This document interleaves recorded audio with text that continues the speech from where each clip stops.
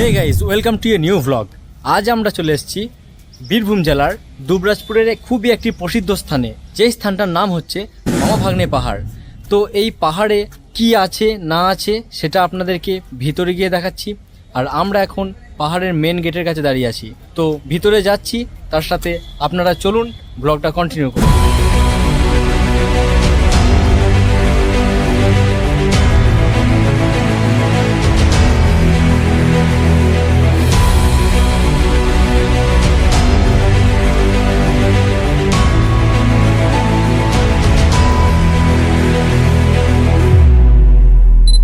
এক অজানা অচেনা জায়গায় শুধুমাত্র গুগল ম্যাপের ওপর ভরসা করে গিয়েই বুঝতে পেরেছিলাম ট্রাভেল ব্লগাররা কেন বলে কাজের ফাঁকে একদিন ছুটি পেলে অবশ্যই এই জায়গা ঘুরে যাবেন। ছুটির কথা।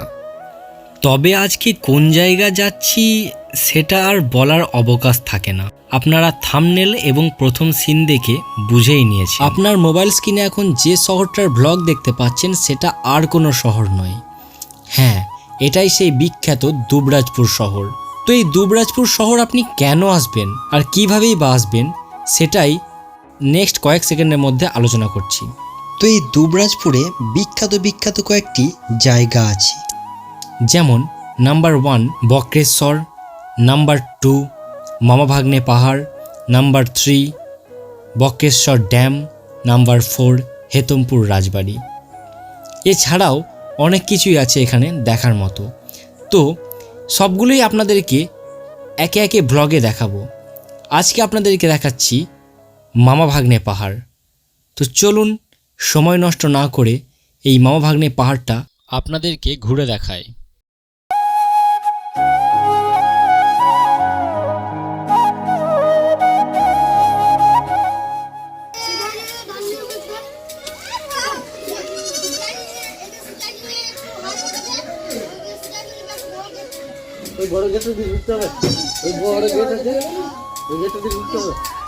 গাড়ি রেখে যেতে হবে এদিক দিয়ে। কোন দিকে যাওয়া যাবে? এদিকে যাওয়া যাবে?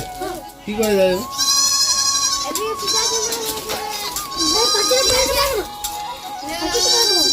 পাঁচিটে পেরোতে হবে নাকি?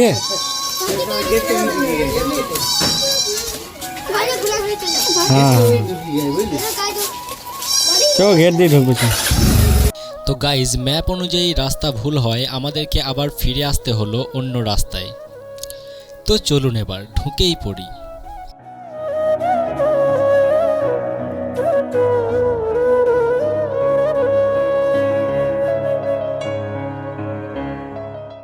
এদিকে দেখতে পাচ্ছেন অনেক পাথর পড়ে আছে বড় বড়। এই পাথরগুলো দেখে মনে হচ্ছে ছোট, কিন্তু ছোট না গাইজ। আপনারা না এসে দেখলে বুঝতে পারবেন না।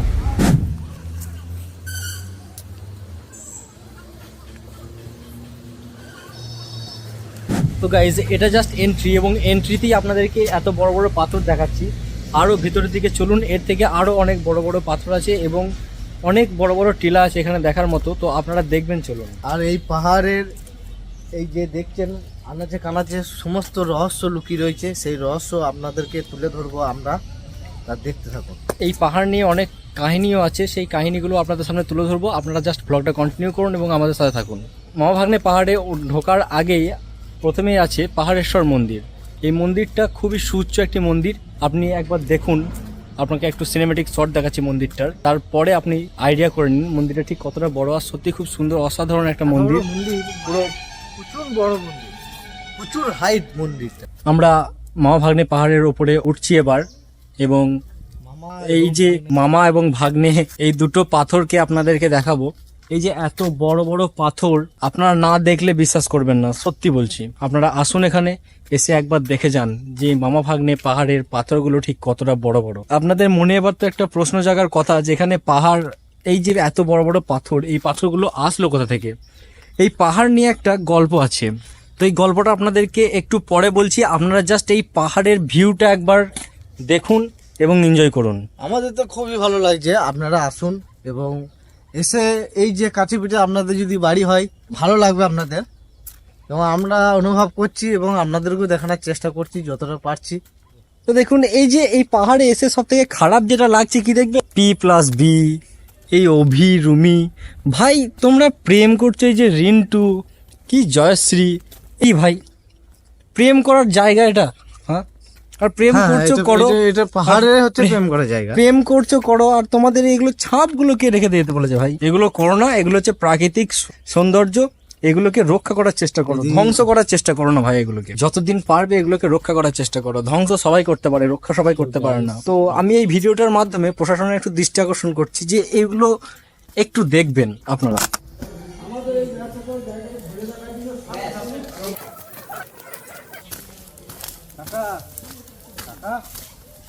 বলছি এই পাহাড়ে মামা ভাগ্নে করে দুটো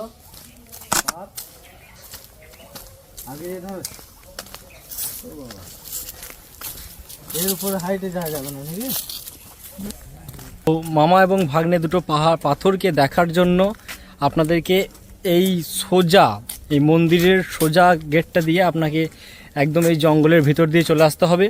এবং জঙ্গলের ভিতর দিয়ে আসার পর এদিকে ডান দিকে একটা রাস্তা, বাঁ দিকে একটা রাস্তা চলে যাচ্ছে। আপনাকে যে কোনো একটা রাস্তা বেছে নিতে হবে। আশা করছি বাঁ দিকের রাস্তাটা দিয়েই যাওয়া যাবে। তো ডান দিকের রাস্তাটা দিয়ে মামা ভাগ্নেতে ওঠা যাবে না। রাস্তাটা এই দেখুন, ডান দিকের রাস্তাটা, বাঁ দিকের রাস্তাটাতে আমরা আছি। তো এই যে এই রাস্তাটা একটু সামনেটা পরিষ্কারই আছে। কোন দিকে যাবে? তো ওই দেখুন সামনের দিকে ওঠা যাবে আশা করছি। এইদিকেও ওই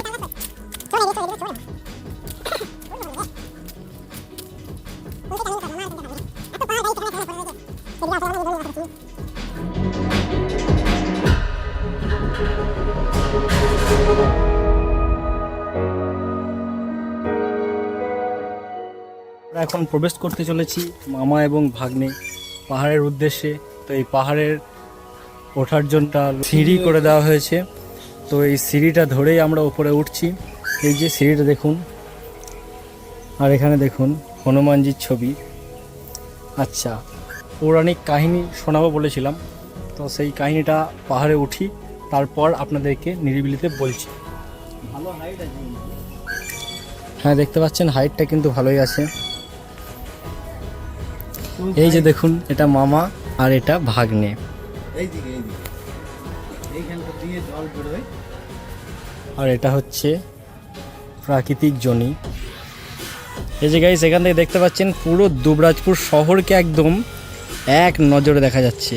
এই যে দেখুন, পুরো দুবরাজপুর শহরটাকে এক নজরে দেখা যাচ্ছে এই মামা ভাগ্নে পাহাড়ের ওপর থেকে।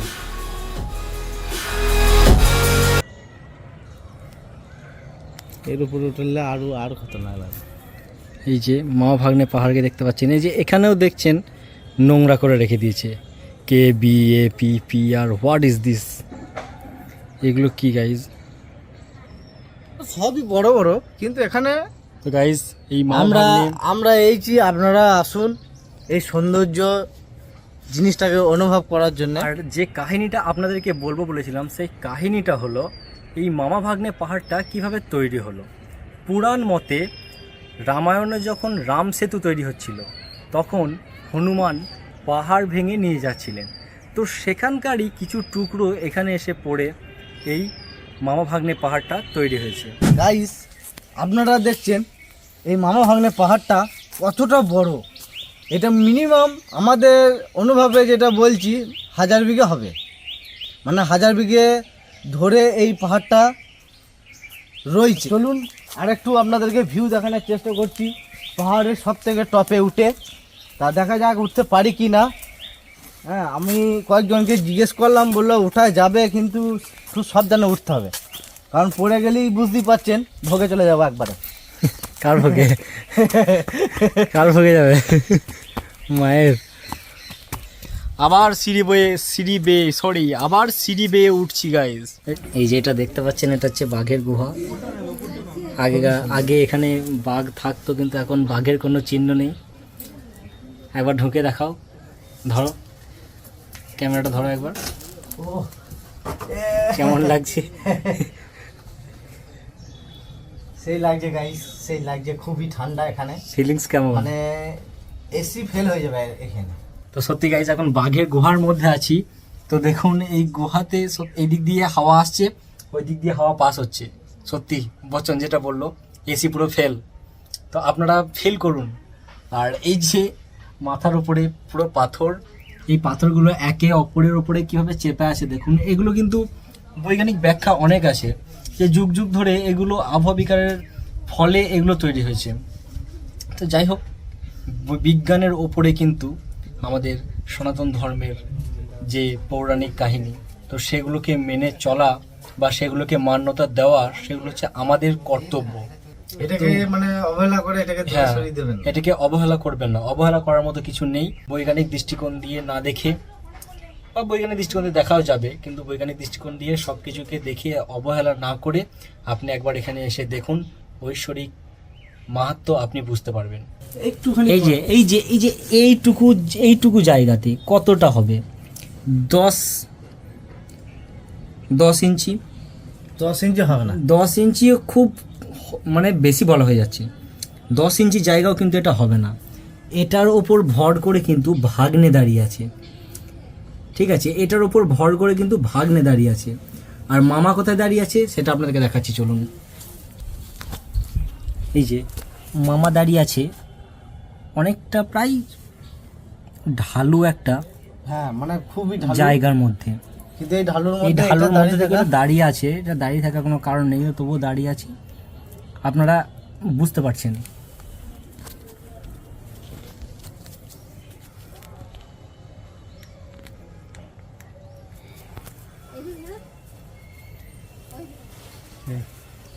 ছবি তো লাগবে পিকচারটা। তো এটাই হয়তো কারণ যে এই পাহাড়ে আরও এত বড় বড় পাথর থাকা সত্ত্বেও একে ভাগ্নে, একে মামা বলে আখ্যা দেওয়া হয়েছে।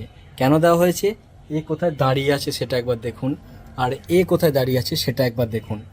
তো মানে এই আমরা দুটো নিজেরাই এইসব জায়গায় দাঁড়িয়ে থাকতে পারছি না ঠিকঠাক। ঠিকঠাক দাঁড়িয়ে থাকতে পারছি না, আমাদের পা তাহলে স্লিপ কেটে যাবে নাকি slip সেটা করছে, ভাবছি। আর এত বড় কিন্তু পাহাড়টা রয়েছে। এত বড় পাথর দুটো এখানে আছে, তার জন্যই হয়তো এর নাম মামা ভাগ্নে দেওয়া হয়েছে।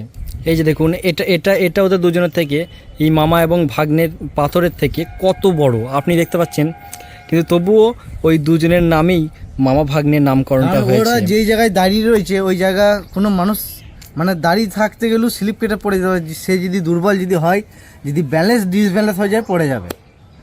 সেই জন্য ওই ওই ওই জায়গায় ওরা দাঁড়িয়ে রয়েছে, সেই জন্য ওদেরকে দুজনকে নাম দেওয়া হয়েছে মামা এবং ভাগ্নে। গাইস, যদি সত্যি করে এটা হয় তাহলে আপনি আপনার জীবন থেকে কি শিক্ষা নিলেন এই পাহাড় দেখে সেটা আপনি বিচার করুন। আমরা ভেবেছিলাম যে এই পাহাড়ে গিয়ে কিছু পাবো না, কিছু খুঁজে আচ্ছা, পাবো না। আমরা এই মানে পাহাড় থেকে আমরা এই মামা এবং ভাগ্নেকে দেখে কি শিক্ষা নিতে পারি? আমরা একটাই শিক্ষা নিতে পারি, মানুষ আপনাকে আপনার অর্থ সম্পত্তি দিয়ে নয়, আপনি কত বড় সেটা দিয়ে বিচার করবে না, আপনার কর্মটা দিয়ে বিচার করবে। আপনি কত বড় কাজ করছেন। ওই যে ওইটুকু জায়গার মধ্যে দাঁড়িয়ে আছে ওই দুটো পাথর, সেজন্যই হয়তো ওদের নাম। আর পাথর দুটো কিন্তু আজ থেকে দাঁড়িয়ে নেই। রামায়ণ কখন হয়েছিল? আজ থেকে প্রায় 5000 বছর আগে। সেই 5000 বছর আগে থেকে এই পাথর দুটো এখানে আছে। তো যদি বৈজ্ঞানিক দৃষ্টিকোণ থেকে দেখা যায় তাহলে সেগুলো আরও আগে থেকে আছে। তাহলে দেখুন, 5000 বছর ধরে ওই সেম জায়গায় সেমভাবে অবস্থান করাটা অবশ্যই একটা মাহাত্ম্যের কাজ। সেই জন্যই ওই দুটোর নাম দেওয়া হয়েছে মামা এবং ভাগ্নে, আর ওদের নামকরণের জন্যই হয়েছে এই মামা ভাগ্নে পাহাড়। আশা করছি আপনাদেরকে বোঝাতে পারলাম। আর যদি আমার এই যুক্তির মধ্যে কোনো ভুল ত্রুটি হয়ে থাকে ক্ষমা করে দেবেন, আমি আপনাদের কাছে একান্ত ক্ষমা প্রার্থী। এবং ভিডিওটা কেমন লাগছে এখনও পর্যন্ত সেটা কমেন্টে বলবেন। এরপরে আর এক জায়গা যাব, সেটা আমরা নেক্সট পার্টে নিয়ে আসছি, হেতমপুর রাজবাড়ি। তো সেই রাজবাড়িতে গিয়েও আপনাদেরকে দেখানোর চেষ্টা করব, এবং ভেতরে ঢুকতে দেয় কি না, পারমিশন পাই কি না সেটাও আপনাদেরকে দেখাবো। তো চলুন আপনাদেরকে দেখাই। এখান থেকে বাড়ি যেতে মন হচ্ছে না, কিন্তু তবুও যেতে হবেই। তো গাইজ, এই যে দেখুন কতটা হাইট, এই হাইটে তো আমাকে উঠতে হচ্ছে ক্যামেরাটা ধরে, খুবই কষ্টকর ব্যাপার। তো মনে হচ্ছে পা স্লিপ কেটে গেলে। এই যে দেখুন এতটা উঁচু,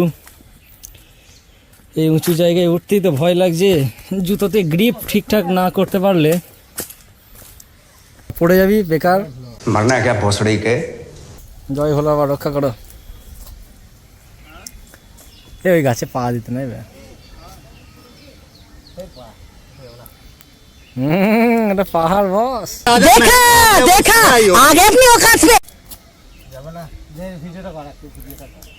ভিডিও করছি না। बस हवा निकल गई। না নো গাইস, চেষ্টা করলাম এটা আমার কম মূল্য হয়। বিলকুল চুপ। আসছি, ওখানে নাম দে, হ্যাঁ প্লিজ আমাকে ক্ষমা করে দিন। ওখানে নাম দে পারবি নাকি দেখতে আমার, ও ও গাইস, প্লিজ আমাকে ক্ষমা করে দিন নাকি। প্লিজ আমাকে ক্ষমা করে দিন।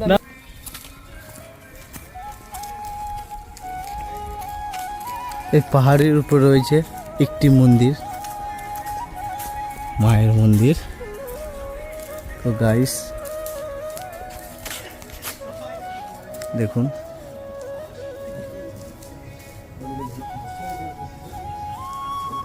মায়ের মন্দির।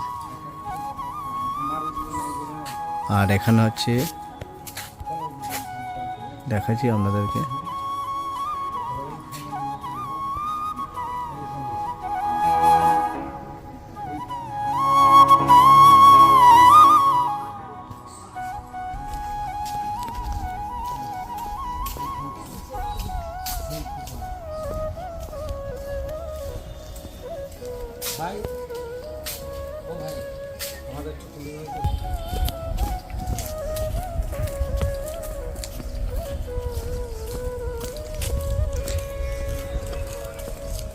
এই আনাচে কানাচে সমস্ত জায়গা পাহাড় ছড়িয়ে রয়েছে।